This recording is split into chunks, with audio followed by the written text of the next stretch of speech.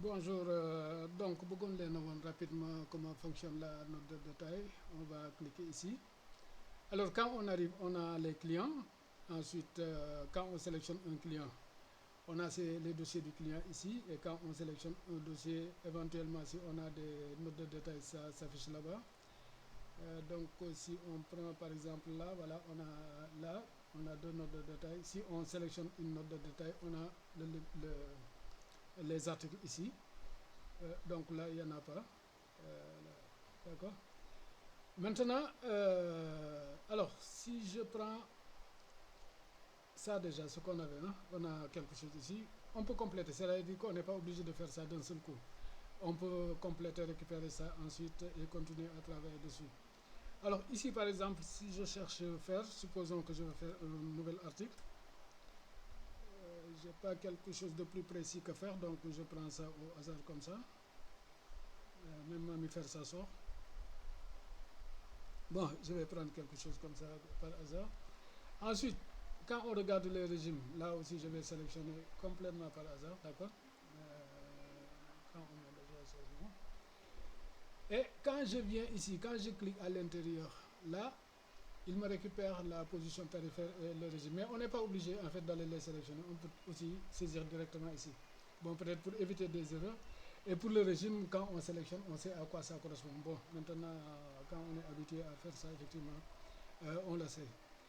Alors là, je vais faire des choses vraiment, c'est complètement par hasard. Les données que je vais mettre, bon, je vais mettre alors les dollars. Ce qu'il faut savoir, c'est que là, on a les différentes devises à l'heure actuelle, avec les taux de change à l'heure actuelle. D'accord, donc après, je vous montre, Inch'Allah, comment on fait pour changer. Donc là, ici, pour le fret, devise rouble, pour assurance,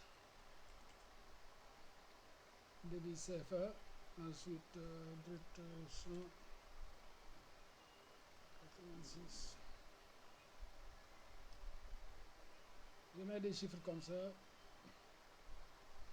D'accord. Donc là, pour CAF, pour l'instant, alors je vais sélectionner un autre. Au lieu de faire, je vais mettre ciment.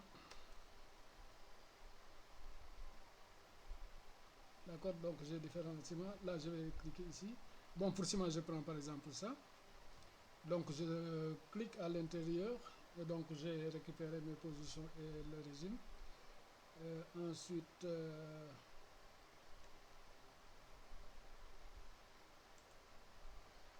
je vais mettre euro.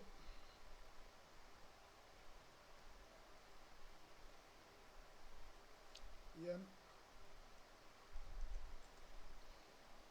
Et continuer à utiliser du CFA. Bon, là, je vais mettre.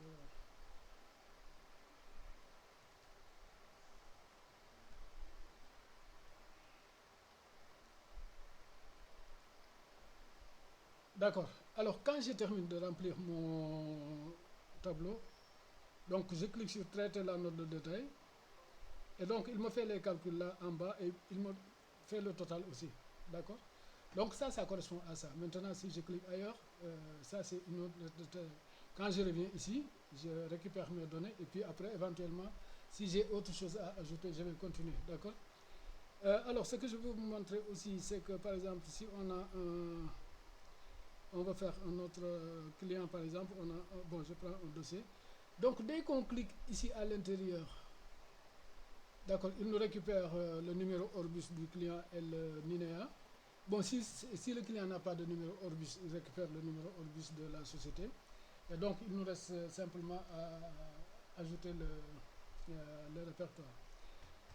Bon, là, je vais fermer. Si on veut éventuellement mettre maintenant des devises, faire des mises à jour, donc on clique ici. Et les devises sont là. Donc là aussi, si on veut changer là, on va mettre par exemple, voilà, 95, c'est loin d'être ça, 55 du moins, etc. Donc on change et ça prend effet après tout de suite.